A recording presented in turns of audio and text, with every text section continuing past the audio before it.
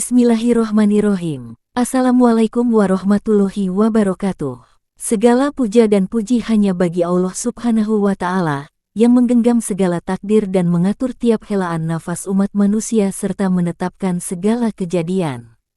Sholawat serta salam semoga tercurah kepada Nabi Muhammad Sallallahu Alaihi Wasallam, penutup para nabi, yang mewariskan petunjuk luhur bagi peradaban dunia. Semoga syafaatnya akan melingkupi kita umatnya hingga kehidupan akhirat nanti. Allahumma amin. Penyimak setia Teguh Rahayu Selamat Channel yang dimuliakan Allah. Cerita ini mengangkat perjuangan seorang mahasiswa, Brilian Imanullah, dalam perjuangannya menjaga iman di tengah arus gempita zaman di pergaulan kampus yang bebas dan menekan. Dalam sepinya langkah menjaga diri, ia menemukan makna sejati dari istiqomah, meski harus menghadapi cemoohan dan kesendirian. Maka itu, kali ini kami mengangkat kisah dengan judul Cermin Zaman yang Retak di Mata Brilian Imanullah. Sebuah kisah yang menggambarkan betapa beratnya menjaga kemurnian hati, teguhnya iman di tengah lingkungan yang permisif. Namun justru dari keterasingan itu, cahaya iman bisa bersinar dan memberi pengaruh besar untuk mengubah zaman. Para Sutrisno. Diharapkan dari kisah ini dapat tergali hikmah dan maslahat, agar kita semua mampu meneladani keberanian menjaga iman, meski harus berjalan dalam kesendirian. Selamat menyimak, dengan Bismillah. Brilian Imanullah, berani sendiri, siapa takut. Brilian Imanullah, mahasiswa semester 5 dari kota asal ibu kota kerajaan adidaya Mojopahit Raya, yakni Mojokerto, duduk terpaku di kafe kampus sore itu. Di hadapannya, layar ponsel menyala, menayangkan cuplikan video dari media sosial yang dibagikan oleh teman sekelasnya. Wanita-wanita berpakaian minim menari-nari di layar. Semua tertawa di sekelilingnya, tapi jantung Brilian terasa diremas. Astagfirullah, ucapnya lirih, lalu buru-buru menundukkan pandangan. Temannya, Dion, menepuk pundaknya. Bro, santai aja. Ini biasa. Namanya juga hiburan. Brilian tersenyum kecut. Yang biasa buatmu, bisa jadi dosa buatku. Suasana berubah kaku. Sejak awal kuliah di ibu kota, Brilian tahu tantangan menjaga iman tak semudah teori dari buku. Di kampungnya, dia tumbuh dalam keluarga yang menjaga syariat. Ibunya guru ngaji, ayahnya pedagang yang tak pernah tinggalkan tahajud. Tapi di kota ini, aurat terbuka dianggap tren, kata-kata kasar dianggap ekspresi. Brilian berjalan menuju masjid kampus. Angin sore mengusap wajahnya, namun hati tetap gerah. Ia tahu, iman itu bukan sekadar percaya, tetapi juga tentang sikap. Tapi bagaimana kalau sikap itu membuatmu sendirian? Di dalam masjid, ia bertemu Ustaz Hasan, dosen mata kuliah etika Islam yang dikenal tegas tapi lembut. Ustaz, saya ingin tanya, apakah salah kalau saya merasa risih dengan lingkungan saya? Rasanya kayak asing di tengah kebenaran yang tak laku.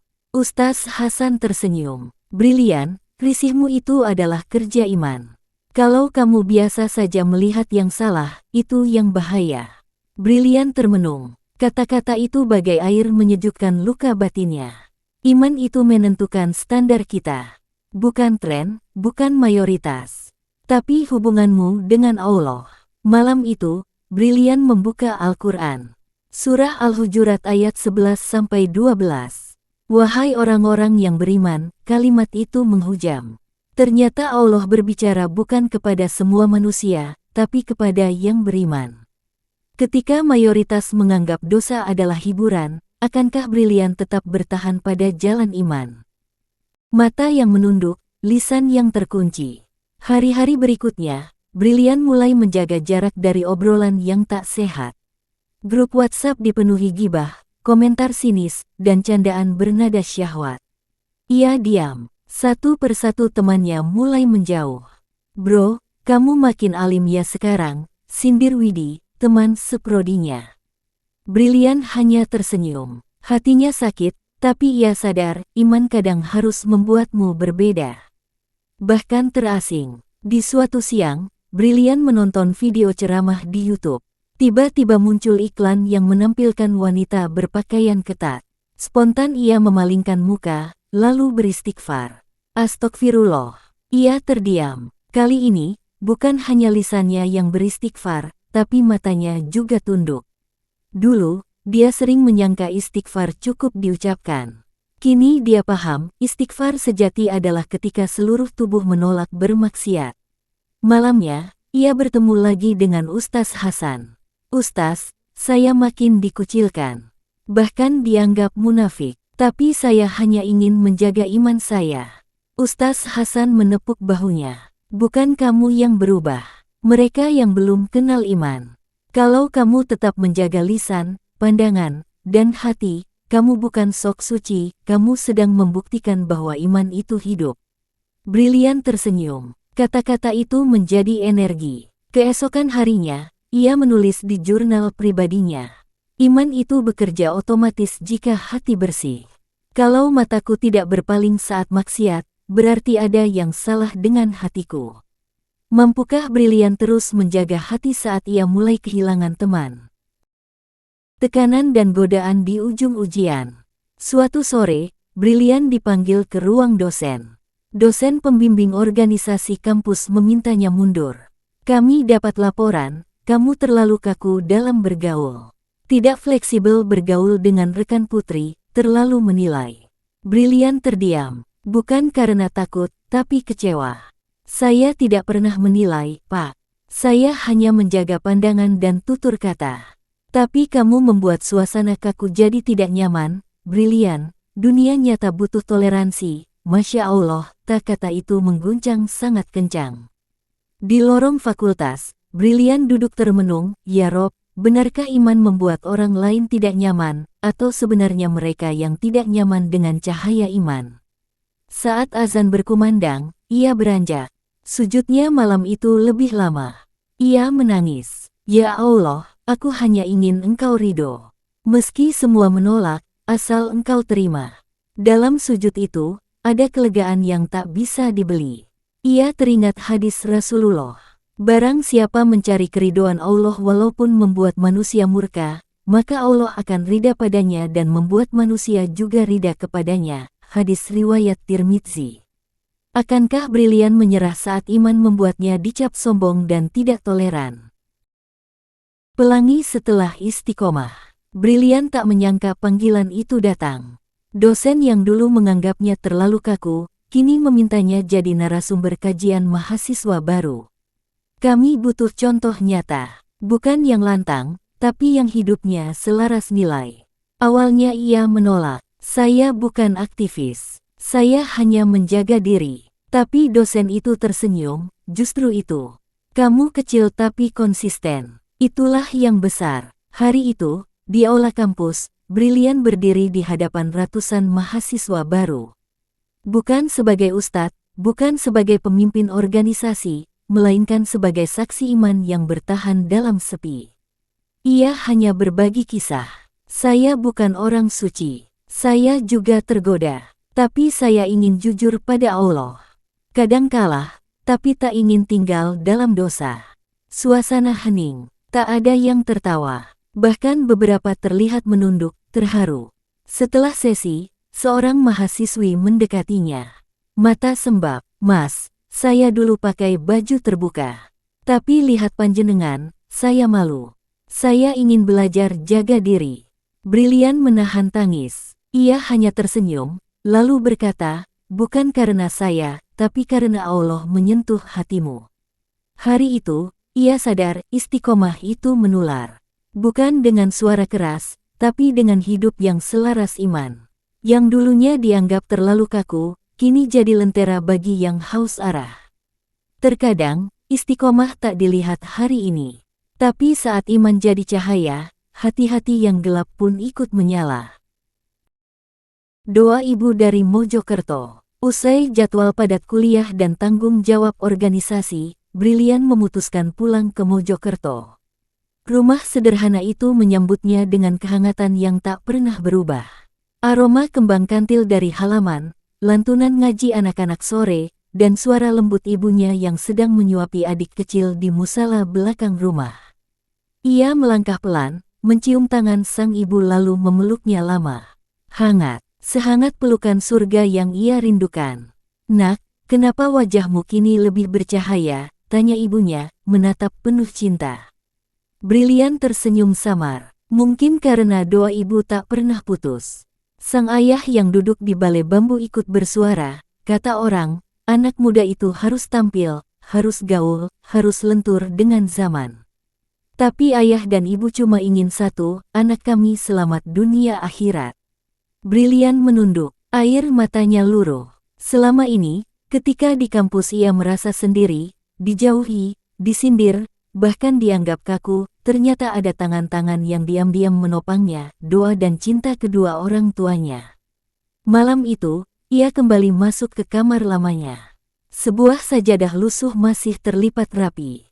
Di atas lemari, Al-Quran warisan dari sang kakek tergeletak seperti menantinya dibuka. Ia duduk, mengambil wudhu, dan membuka lembar demi lembar. Hingga ia sampai pada surah An-Nur ayat 30. "Katakanlah kepada orang laki-laki yang beriman agar mereka menjaga pandangannya dan memelihara kemaluannya. Yang demikian itu lebih suci bagi mereka." Ia membaca perlahan, mengulanginya, lalu menangis. Inilah kalimat yang ia perjuangkan selama ini. Menundukkan pandangan, menjaga lisan, memelihara hati. Dan ternyata, Allah sudah menetapkannya sebagai bagian dari jalan kesucian. Di luar, sang ibu mendekap sajadah brilian yang belum sempat dicuci. "Ya Rab, jangan biarkan anakku kalah oleh dunia. Jika aku tak selalu bisa menjaganya, maka jagalah dia dengan penjagaanmu." Keesokan paginya, Brilian ikut pengajian subuh bersama sang ayah di musala kampung. Seorang tetua menyapanya, "Kamu ini anak siapa?" "Iya." "Wajahmu terang sekali, Nak." Brilian hanya menunduk malu. Sejak hari itu, ia mulai rutin mengisi kajian remaja di desa. Tak ada sorotan kamera, tak ada tepuk tangan, hanya kerinduan dari generasi muda kampung yang ingin belajar jadi kuat seperti Brilian. Iman memang pernah membuatnya sendiri, tapi di kampung halamannya, ia kini menjadi cahaya yang menular, mencerahkan. Di balik kekuatan yang tampak di kota, ternyata ada air mata yang tak terlihat di desa. Saat dunia mendorong Brilian untuk berubah, dua ibunya menahannya tetap tegak. Ketika dunia tak lagi bisa dipercaya, ternyata surga masih menyelip di balik pundak seorang ibu. Cahaya yang mencerahkan. Suatu malam, Brilian diundang menjadi pembicara dalam sebuah forum kepemudaan nasional bertajuk Revolusi Karakter Generasi Digital. Aula besar itu dipenuhi ratusan pemuda dari berbagai kampus ternama. Lampu lightning menyorot wajahnya saat ia naik ke atas panggung. Namun sorot matanya tak berubah, tetap tenang, teduh, dan bersih dari ambisi pujian. Ia berdiri, memegang mikrofon, lalu membuka dengan sebuah kisah. "Ada masa di mana saya disindir karena menolak ajakan dugem, dianggap kolot karena memilih menjaga pandangan, dan dicibir karena tidak menyentuh lawan jenis. Tapi saya tetap berdiri di jalan ini, karena saya tahu, harga dari prinsip bukanlah pengakuan, melainkan kemuliaan yang Allah simpan di akhir cerita." Ruangan hening, mata-mata mulai berkaca-kaca. "Dan kalian tahu, apa yang membuat saya tetap kuat?" Brilian menunduk sebentar, lalu menatap lagi ke hadapan para hadirin. Doa seorang ibu di atas sajadah, dan ayat-ayat Al-Quran yang terus saya dekap saat hati ini lelah.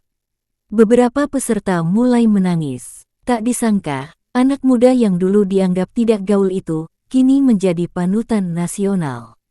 Selesai acara, seseorang dari kementerian mendekatinya, dan berkata, "Negeri ini butuh lebih banyak pemuda seperti Anda.